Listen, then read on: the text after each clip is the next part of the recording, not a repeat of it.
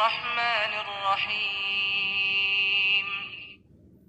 سنہری کرنیں، مسلم خواتین کی اعلیٰ اقدار کے روشن تذکرے۔ کہانی: بنت زہرا کو عالی شان محل پسند نہیں۔ میسون بنت بہدل بن عنیف خاندان حارثہ بن جناب کلبی کی چشم و چراغ تھیں۔ وہ بدویہ تھی، اس لیے صحراء و بیابان کی آب و ہوا میں پلی بڑھی اور جوان ہوئی۔ شعر و شاعری سے خاصی دلچسپی تھی، خوبصورت بھی تھی۔ اس کی ذہانت و فطانت اور شان خطابت کی مثال دور دور تک نظر نہیں آتی تھی۔ مشہور مورخ و مفسر امام حافظ ابن کثیر رحمہ اللہ اپنی مشہور کتاب البدایہ والنہایہ میں اس کے بارے میں رقم طراز ہیں: یہ نہایت ہی زیرک و دانا، عظمت شان سے مالا مال، حسن و جمال کی پیکر، سرداری کی خوبیوں سے لیس، عقل و دانش کی ملکہ اور دینداری کی صفات رکھنے والی تھی۔ جب امیر معاویہ رضی اللہ عنہ کو اس کے بارے میں معلوم ہوا تو انہوں نے اس کی طرف شادی کا پیغام بھیجا اور شام میں اس سے شادی کر لی۔ چونکہ امیر معاویہ رضی اللہ عنہ میسون کو دل و جان سے چاہتے تھے، اس لیے انہوں نے میسون کی آرائش و زیبائش کا خاص خیال رکھا اور اسے خوش رکھنے کے لیے خوشی کے تمام لوازمات مہیا کیے۔ حتیٰ کہ انہوں نے اس کے لیے دمشق میں ایک سرسبز و شاداب جگہ پر، جو غوطۂ دمشق کے نام سے مشہور ہے، ایک عالی شان محل تعمیر کرایا۔ اس خوبصورت محل کی امیر معاویہ نے انواع و اقسام کی اشیاء سے آرائش کروائی، علاوہ ازیں بہت سے نوکر چاکر بھی مہیا کیے، اور یہ سب انہوں نے میسون کی دلجوئی کے لیے کیا۔ ان کی خواہش تھی کہ بیوی خوش رہے۔ ان کا خیال تھا کہ جب میسون یہ عالی شان محل دیکھے گی تو اس کی خوشی کا کوئی ٹھکانہ نہیں ہوگا۔ لیکن جب وہ محل میں آئی تو اس سے مرعوب نہ ہوئی، بلکہ چند روز بعد ہی اسے اپنے وطن اور بادیہ نشینی والی زندگی کی یاد ستانے لگی۔ والدین، عزیز و اقارب یاد آئے، اور پھر اس نے یہ اشعار کہے جن میں بعض کا ترجمہ یہ ہے: وہ ٹوٹی پھوٹی جھونپڑی جس کے اندر کام کاج کے لیے انسانی روحیں متحرک رہتی ہیں، مجھے بلند و بالا اور عالی شان محل سے بہت زیادہ محبوب ہیں، جہاں انسان چپ چاپ بغیر کسی نقل و حرکت کے محصور رہتا ہے۔ موٹی جھوٹی چادر زیب تن کرنا اور اپنی آنکھوں کو ٹھنڈک پہنچانا، یعنی معمولی سی چیز پر قناعت کر کے خوش رہنا، مجھے باریک اور خوبصورت لباس زیب تن کرنے سے زیادہ پسند ہے۔ اپنے ٹوٹے پھوٹے گھر کے کسی کونے میں روٹی کے ایک ٹکڑے پر گزارا کر لینا مجھے قصر شاہی کی چپاتی اور پراٹھے سے زیادہ محبوب ہے۔ ہر کشادہ راستے میں تیز و تند ہواؤں کے جھونکوں کی آوازیں میرے لیے دف کی آواز سے کہیں زیادہ پسندیدہ ہیں۔ صحرا و بیابان میں میری خستہ حال زندگی مجھے اس خوشحال و پر رونق زندگی سے زیادہ محبوب ہے۔ میں اپنے وطن کو چھوڑ کر اس کا کوئی متبادل نہیں چاہتی۔ اوہ، کیا ہی اچھا ہے اپنا پیارا وطن۔ امیر معاویہ رضی اللہ عنہ جب اس عالی شان محل میں داخل ہوئے تو ایک لونڈی نے انہیں میسون بنت بہدل کے کہے ہوئے اشعار سنائے۔ انہوں نے جب اپنی بیوی کی اس عالی شان محل سے بے اعتنائی کا حال دیکھا تو انہوں نے میسون کو 3 طلاقیں دے کر اسے نجد میں اس کے خاندان والوں کے پاس بھجوا دیا۔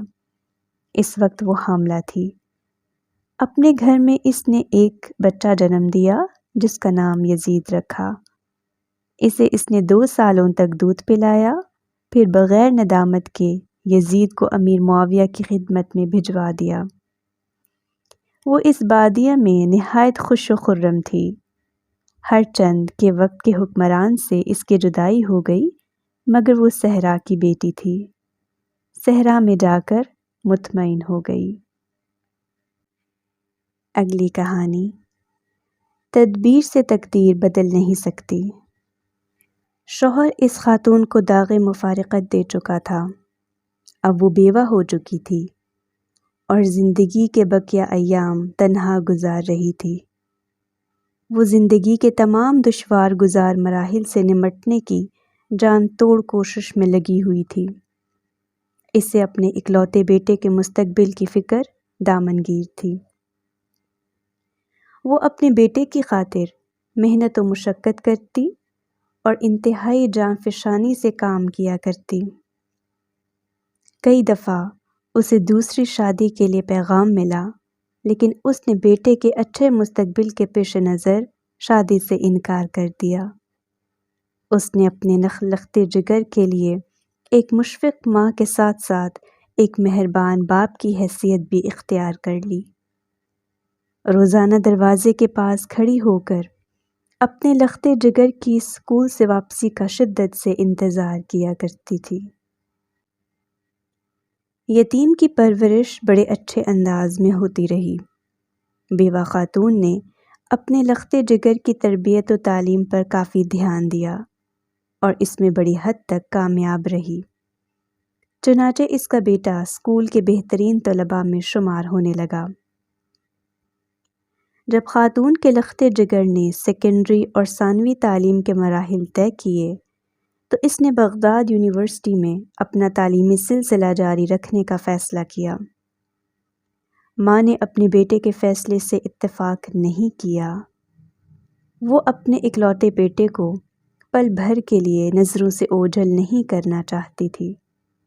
ادھر بیٹے کے شوق علم کی کوئی انتہا نہیں تھی۔ اس نے یونیورسٹی کے لیے مطلوبہ کاغذات کی فراہمی میں دن رات ایک کر دیے۔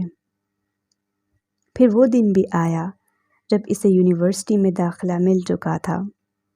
ویزا لگوانے اور ٹکٹ خریدنے کا مرحلہ تھا، وہ بھی طے ہو گیا۔ اب اس نے نہایت محبت اور پیار سے اپنی ماں کو اطلاع دی کہ اس کی خواہش کی تکمیل ہوا چاہتی ہے اور وہ کل بغداد کے لیے روانہ ہوگا۔ ماں کے لیے یہ خبر نہایت پریشان کن تھی کہ میرا بیٹا مجھ سے جدا ہو جائے گا۔ یہ جدائی میرے لیے نامکمل ہے اور ناممکن بھی۔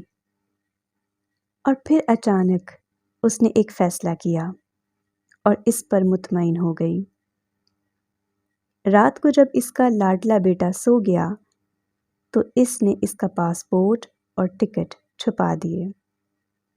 اگلی صبح بیٹا اٹھا، اس نے سامان پیک کیا، کپڑے تبدیل کیے اور ایئرپورٹ جانے کے لیے تیار ہوا، مگر جب الماری سے اپنا پاسپورٹ اور ٹکٹ لینے کے لیے گیا تو دونوں چیزیں غائب تھیں۔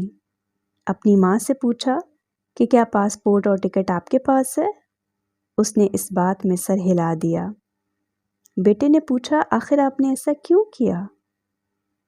ماں نے کہا کیونکہ میں تمہاری جدائی برداشت نہیں کر سکتی۔ بیٹا بولا مگر اس میں میرا مستقبل ہے۔ اب ماں بیٹے میں بحث شروع ہو گئی، پھر تکرار ہونے لگی، لڑائی جھگڑے تک نوبت آ گئی۔ ماں نے اپنا آخری فیصلہ سنایا کہ تم جو جی چاہے کرو، پاسپورٹ نہیں ملے گا۔ بیٹا اپنی ماں سے لڑ جھگڑ کر غصے کے عالم میں اپنے کمرے میں چلا گیا اور تھوڑی دیر کے بعد وہ نیند کی آغوش میں تھا۔ ادھر ماں کچن میں چلی گئی۔ اس نے سوچا کہ بیٹا ناراض ہے، چلو اس کی پسند کا کھانا بناتی ہوں۔ اسی دوران اس نے ریڈیو آن کیا۔ تھوڑی دیر کے بعد خبریں نشر ہونا شروع ہوئیں۔ نیوز کاسٹر کی غم سے بھری آواز اس کے کانوں سے ٹکرائی کہ نہایت رنج و غم سے یہ خبر دی جاتی ہے کہ بغداد جانے والا ہوائی جہاز گر کر تباہ ہو گیا ہے۔ جہاز کے تمام مسافر جاں بحق ہو گئے ہیں۔ ماں خوشی اور رنج دونوں کی ملی جلی کیفیت میں تھی۔ اس نے شکر ادا کیا کہ اس کا بیٹا بچ گیا ہے۔ اگر وہ ضد نہ کرتی تو اس کا بیٹا بھی مسافروں میں شامل ہو جاتا، اور پھر کیا ہوتا؟ اس سے آگے سوچنا بھی اس کے لیے محال تھا۔ وہ بھاگتے ہوئے اپنے بیٹے کے کمرے کی طرف گئی کہ اس کو یہ خبر سنا سکے۔ اس نے دروازہ کھولا، مگر یہ کیا؟ اس کے پیروں تلے سے زمین نکل گئی۔ اس کا لاڈلا، اس کی امیدوں کا مرکز، اس کا بیٹا طبعی موت مر چکا تھا۔ انا للہ و انا الیہ راجعون۔ رب العالمین نے اپنی کتاب مقدس میں سچ فرمایا ہے کہ جب ان کا وقت مقرر آ پہنچتا ہے تو پھر وہ ایک گھڑی اس سے آگے پیچھے نہیں ہو سکتے۔ اگلی کہانی، ماں کی دعا۔ ایک معزز خاتون کی شادی اسماعیل نامی شخص سے ہوئی۔ اسماعیل ایک متقی شخص اور جلیل القدر عالم تھے۔ اس مبارک شادی کا پھل میاں بیوی کو ایک نامی گرامی بچے کی صورت میں ملا، جس کا نام انہوں نے محمد رکھا۔ شادی ہوئے ابھی کچھ ہی سال گزرے تھے کہ اسماعیل بیوی اور چھوٹے بچے کو داغ مفارقت دے گئے اور وراثت میں کافی دولت چھوڑ گئے۔ والدہ انتہائی انہماک کے ساتھ اپنے بیٹے کی تربیت میں جت گئیں۔ ان کی خواہش تھی کہ ان کا بیٹا ایک جلیل القدر عالم دین بن کر افق عالم پر چمکے اور اپنے علم سے تاریک دنیا کو منور کرے، لیکن ان کی حسرت و یاس کا اس وقت کوئی ٹھکانہ نہ رہا جب ان کے بچے کی مستقبل میں ترقی اور ان کی تمناؤں کی تکمیل میں ایک بڑی رکاوٹ پیدا ہو گئی۔ بچپن ہی میں ان کا یہ بچہ اپنی بینائی سے ہاتھ دھو بیٹھا۔ اب نابینا ہونے کی صورت میں یہ بچہ حصول تعلیم کے لیے علماء کے دروس میں شرکت سے معذور تھا، اور نہ وہ حصول علم کے لیے دوسرے شہروں کا سفر اختیار کر سکتا تھا۔ ماں کو یہ غم کھائے جا رہا تھا کہ آخر اس بچے کا کیا ہوگا، عالم دین کیسے بنے گا، بینائی کے بغیر علم کا حصول کیسے ممکن ہے، وغیرہ وغیرہ۔ اس خواہش کی تکمیل کے لیے ایک ہی ذریعہ باقی تھا، ایک ہی راستہ تھا، اور وہ راستہ دعا کا تھا۔ چنانچہ اللہ تعالیٰ نے اس پر دعا کے دروازے کھول دیے، اور وہ پورے اخلاص اور سچی نیت کے ساتھ دربار الہی میں گڑ گڑا کر رونے لگی، اور اللہ رب العزت کے سامنے دستے سوال دراز کر کے بچے کی بینائی کے لیے دعائیں مانگنے لگیں۔ یہ دعائیں نہ جانے کتنی مدت تک ہوتی رہیں کہ ایک رات اس نے ایک عجیب و غریب خواب دیکھا۔ حضرت ابراہیم خلیل اللہ خواب میں نظر آئے۔ وہ کہہ رہے تھے، اے بی بی، تیری دعاؤں کی کثرت کے سبب اللہ نے تیرے بیٹے کی بینائی واپس کر دی۔ جب محمد کی والدہ نیند سے بیدار ہوئیں تو دیکھا کہ واقعی اس کے بیٹے کی بینائی بحال ہو گئی ہے۔ ان کی زبان سے بے ساختہ یہ الفاظ نکلے، اے ہمارے پروردگار، پریشان حال کی دعائیں تیرے علاوہ کون سن سکتا ہے، اور کون ہے جو بندوں کی تکلیفوں کو دور کرتا ہے۔ یہ عظیم خاتون جو مسلسل دعائیں مانگتی رہیں، امام المحدثین محمد بن اسماعیل بخاری رحمہ اللہ کی والدہ محترمہ تھیں، جنہوں نے اپنے بیٹے کی بینائی لوٹانے کے بعد اس کی تعلیم و تربیت اس قدر محنت سے کی کہ اللہ نے ان کے بیٹے پر علوم و فنون کے دروازے کھول دیے، اور پھر آگے چل کر یہ بچہ ایک بہت بڑا محدث بنا، اور کتاب اللہ کے بعد دنیا کی صحیح ترین کتاب تصنیف کی جو صحیح البخاری کے نام سے مشہور ہے، اور اس بچے کو لوگ امام بخاری کے نام سے جانتے ہیں، جن کا پورا نام محمد بن اسماعیل بخاری رحمہ اللہ ہے۔ اگلی کہانی، قانون کی بالادستی۔ مکہ مکرمہ میں فاطمہ نام کی ایک عورت تھی۔ وہ قریش کی ایک شاخ بنو مخزوم سے تعلق رکھتی تھی۔ یہ عورت لوگوں سے عاریتاً سامان لے لیتی اور پھر واپس کرنے سے انکار کر دیتی۔ نیز وہ لوگوں کا سامان اور مال چرایا بھی کرتی تھی۔ ایک بار اس نے چوری کی۔ جب مقدمہ رسول اکرم صلی اللہ علیہ وسلم کی عدالت میں پہنچا تو آپ نے اس کا ہاتھ کاٹنے کا حکم صادر فرمایا۔ مخزومی عورت کے ہاتھ کاٹے جانے کا فیصلہ سن کر قریش کو بڑی پریشانی لاحق ہوئی، کیونکہ وہ ایک اونچے خاندان کے اعلیٰ نسب والی خاتون تھی۔ سرداران قریش کو یہ فکر دامنگیر ہوئی کہ اس عورت کی سفارش کے بارے میں رسول اکرم صلی اللہ علیہ وسلم سے بات کرنے کے لیے کس شخصیت کا انتخاب کیا جائے۔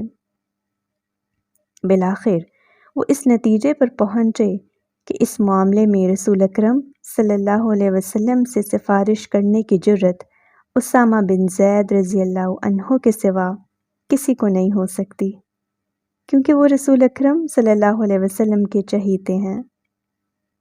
چنانچہ حضرت اسامہ بن زید رضی اللہ عنہما سے سفارش کے لیے درخواست کی گئی۔ اسامہ رضی اللہ عنہ نے اس عورت کی سفارش کے لیے رسول اکرم صلی اللہ علیہ وسلم سے گفتگو کی، مگر ان کی بات سن کر رنج اور غصے سے رسول اکرم صلی اللہ علیہ وسلم کے چہرے کا رنگ متغیر ہو گیا۔ آپ نے فرمایا، کیا تم اللہ کی حدود میں سفارش کرتے ہو؟ حضرت اسامہ بن زید رضی اللہ عنہما بہت پریشان ہوئے۔ عرض کیا، اے اللہ کے رسول، آپ میری بخشش کی دعا فرمائیں۔ جب شام کا وقت ہوا تو رسول اکرم صلی اللہ علیہ وسلم خطاب کرنے کے لیے کھڑے ہوئے اور اللہ کی حمد و ثنا کے بعد فرمایا، اما بعد، تم سے پہلے جو لوگ گزرے ہیں ان کی ہلاکت کا سبب یہی ہے کہ جب ان میں سے کوئی معزز آدمی چوری کا ارتکاب کرتا تو اسے چھوڑ دیتے، اور جب کوئی کمزور آدمی چوری کا ارتکاب کرتا تو اس پہ حد جاری کرتے۔ قسم ہے اس ذات کی جس کے ہاتھ میں میری جان ہے، اگر محمد کی صاحبزادی فاطمہ بھی چوری کرتی تو میں اس کا بھی ہاتھ کاٹ ڈالتا۔ چنانچہ رسول اکرم صلی اللہ علیہ وسلم کے حکم سے اس خاتون کا ہاتھ کاٹ دیا گیا۔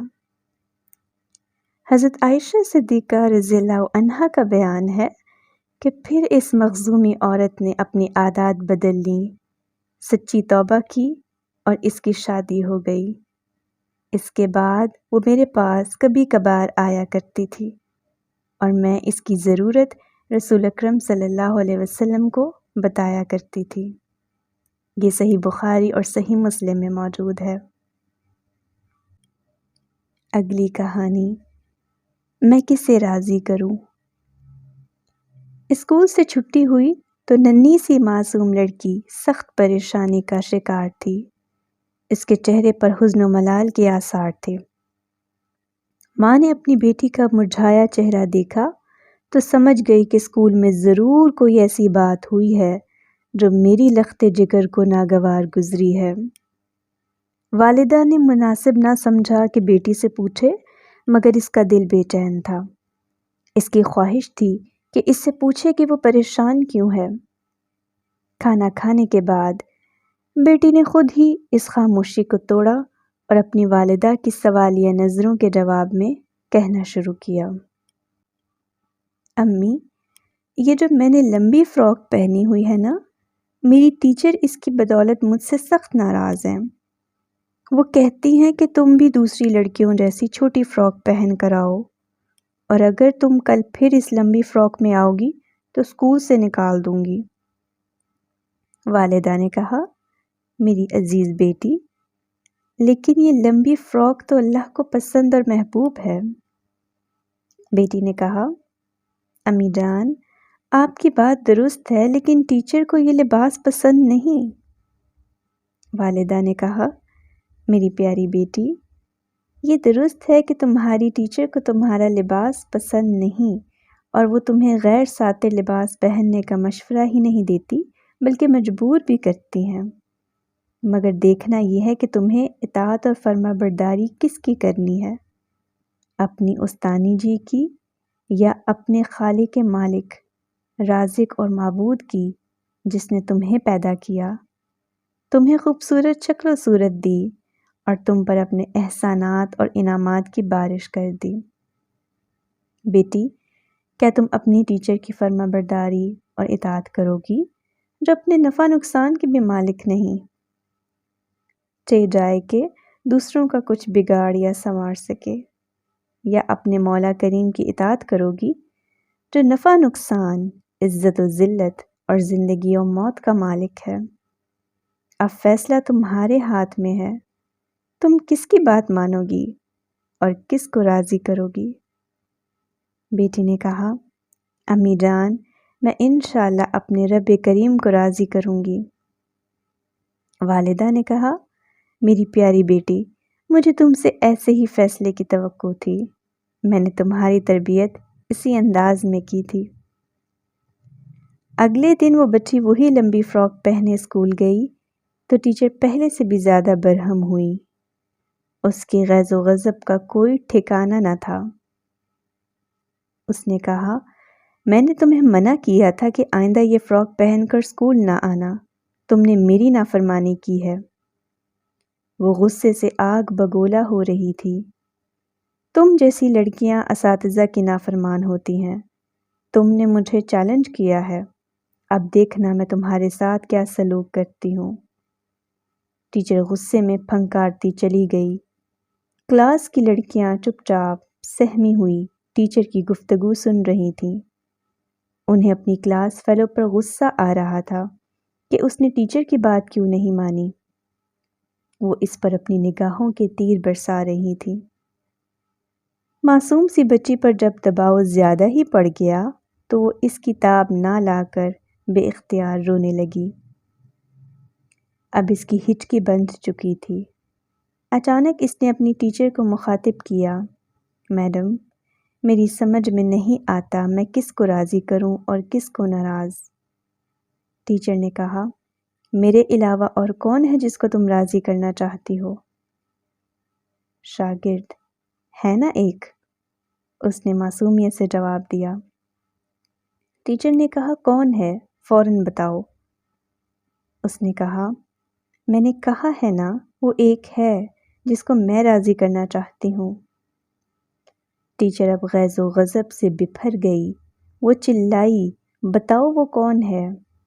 بچی نے اپنا ہاتھ اور منہ دونوں آسمان کی طرف کر دیا اور کہا، میرا رب جو آسمانوں میں ہے، جس کو میں راضی کرنا چاہتی ہوں، میرا اللہ، میرا اللہ، میرا اللہ۔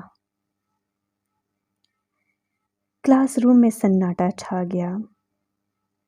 ایک معصوم سی بچی کا اپنے رب پر اتنا مضبوط ایمان، ٹیچر کا ذہن گھوم رہا تھا۔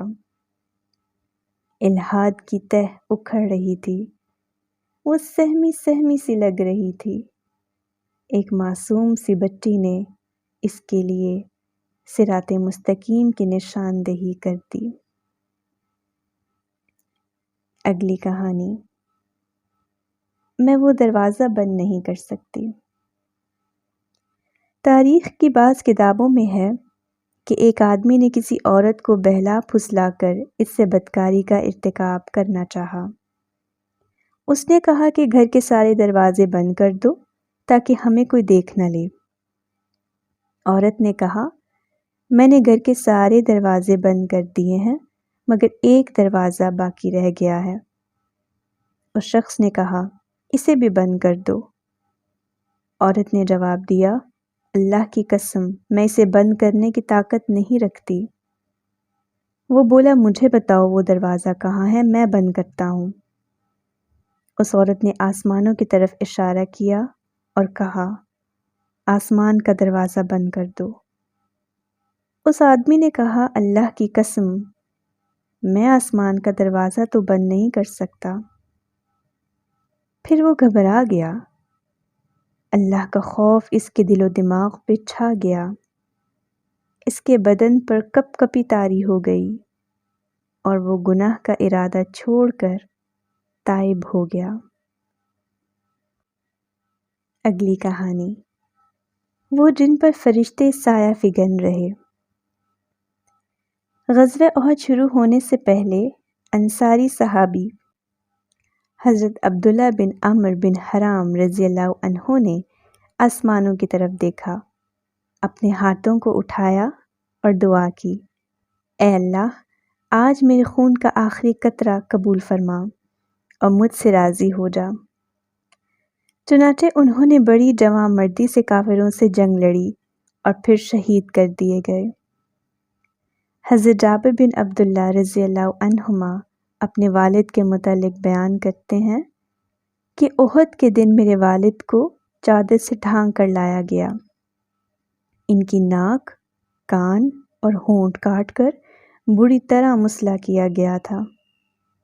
میں نے اپنے والد کے چہرے سے کپڑا اٹھانا چاہا، لیکن میری قوم کے لوگوں نے مجھے کپڑا ہٹانے سے منع کر دیا، تاہم رسول اکرم صلی اللہ علیہ وسلم نے کپڑا اٹھا دیا یا اٹھانے کا حکم دیا۔